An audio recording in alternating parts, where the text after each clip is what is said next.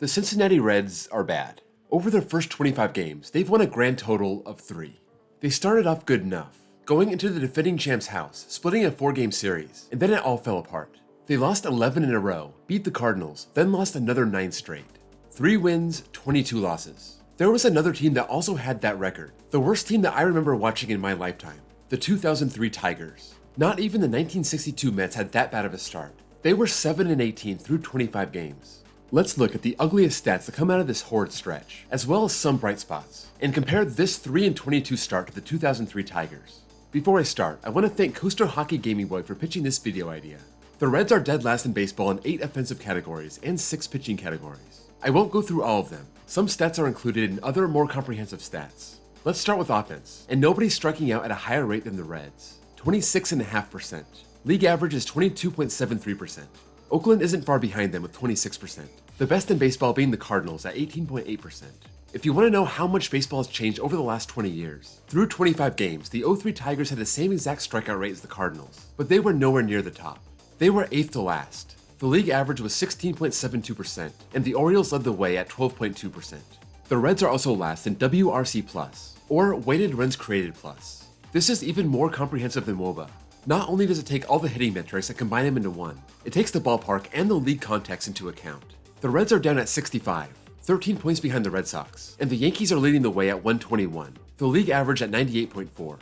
If it makes the Reds feel any better, the 03 Tigers were way worse at 43, a full 32 points behind the Mets, the Yankees more than tripling their number at 139. They were even less than half the league average at 96.2. The Reds have an MLB worst 585 OPS, 13 points behind the A's. The Rockies also lead the way at 764, and the league average is 678. Just like with WRC+, the 03 Tigers were miles behind the rest of the pack, trailing the 22 Reds by 60 points at 525, and the next worst team in 03 was the Mets at 664. The Yankees sat at 901, and the league average was 752.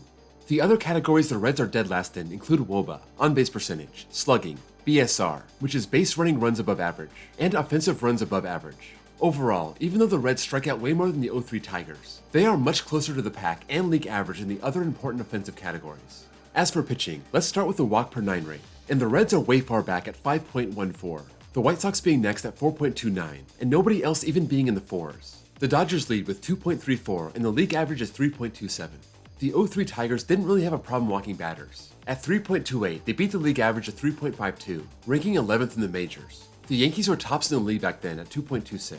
The Reds are walking them, and they're not keeping them in the park.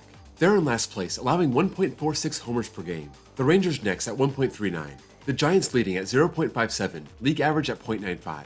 As for the 03 Tigers, once again, they're about average. They were sitting at 1 homer a game, 13th in the league that averaged 1.06. The Yankees on top with 0.5.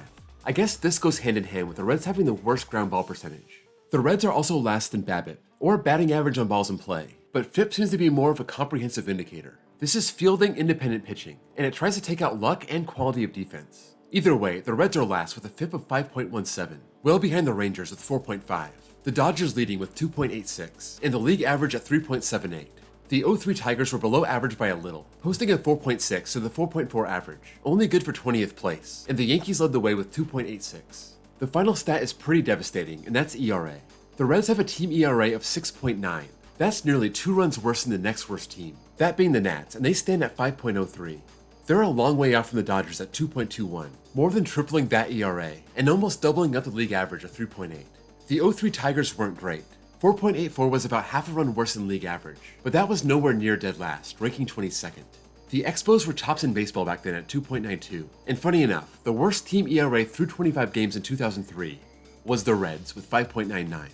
I think this paints a pretty complete picture between the 03 Tigers and the 22 Reds. The Tigers' hitting was horrendous, way behind everyone else, and their halfway decent pitching couldn't make up for it. They only scored 57 runs in 25 games. The Reds are bad on offense, but at least they're closer to the pack in most of these categories. The Royals and Tigers both have scored fewer runs through 25 games, the Reds still posting an unimpressive 79. The Reds' pitching has been much worse than their offense. Of those 25 games, only 3 were decided by 1 run, all losses. The 03 Tigers were 1-4 in 1-run games. If you average out the scores over the 25 games, the Reds lose 6.64 to 3.16, or a 3.48 difference. The Tigers lose 5.28 to 2.28, a 3-run difference. So what that tells me, through 25 games, the 0-3 Tigers took a better stand than the 22 Reds. From the player level, there are some really bad performances that stand out. Aristides Aquino was striking out in more than half his at-bats, hitting .049 with an OPS of 215. He was designated for assignment, then sent to AAA. Jake Fraley is rocking a 116 average with a 441 OPS, and most surprisingly, Joey Votto is only hitting 122, 0 homers, 3 RBI, a 413 OPS. That doesn't seem possible. On the pitching side, Reavers San Martin has made 4 starts, has an 0-4 record, 16 1/3 innings, and a 13.78 ERA. Vladimir Gutierrez has a similar story. 5 starts, 5 losses, 21 1/3 innings, and an 8.86 ERA.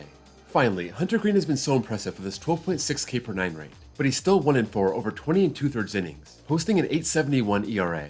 Let's end this on a good note. There are 2 pitchers that have been good so far, starting with Jeff Hoffman. Through 9 games, he's pitched 14 1/3 innings with a 1.88 ERA. Also, you have Alexis Diaz. He's seen 11 games, 11 2/3 innings, and a 0.77 ERA. Offensively, Tyler Stevenson has been their best hitter. 3 homers, 6 RBI, only a 237 average, but a very good 856 OPS. Tommy Pham has also been good. 4 homers, 14 RBI, 247 average, 801 OPS. Not exactly all-stars, but you can't blame these guys for a 3-22 record.